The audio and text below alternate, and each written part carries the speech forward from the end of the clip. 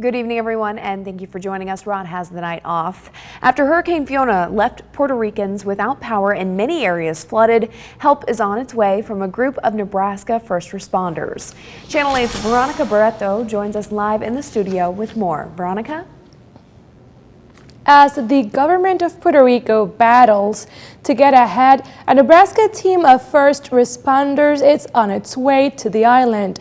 I spoke to one journalist covering the storm from Puerto Rico. The Federal Emergency Management Agency activated task forces around the U.S.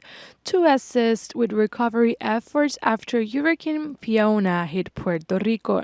The Nebraska Task Force 1 deployed 45 members on Monday to the U.S. territory. It's going to be a state of things that some of us have seen before from prior deployments, but also an opportunity for us to go help those in those situations that are pretty rough, whether it's no power, mudslides, flooding.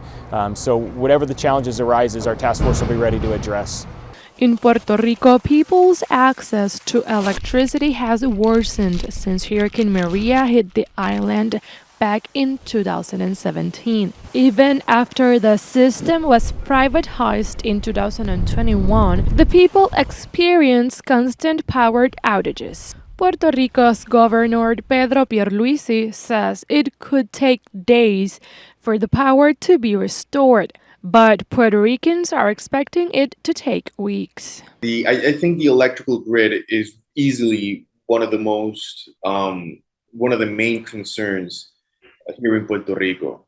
We have a very weak electrical grid, in part due to the damage it sustained after Hurricane Maria. The Category 1 hurricane dropped historic rainfalls over 2 feet through Puerto Rico. The hurricane and now the storm, the related storm, has covered the whole island. Between Sunday night and Monday morning, hundreds of people asked for help through social media. Citizens, journalists, government and municipal agencies all worked together to save the people's lives. According to the government, around 1,000 people have been rescued from their homes. Rain is forecasted for Puerto Rico through Tuesday. Officials say they will have an initial estimate of damages after the rains dissipate.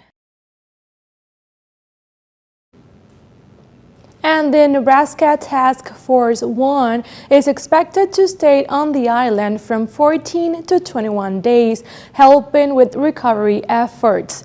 Task Force 1 members include first responders, a doctor, a structural engineer, and 2 K9 handlers. Yeah, that team brings a lot of experience and hopefully help to the area of Puerto Rico. So thank you very much, Veronica, for our top story tonight.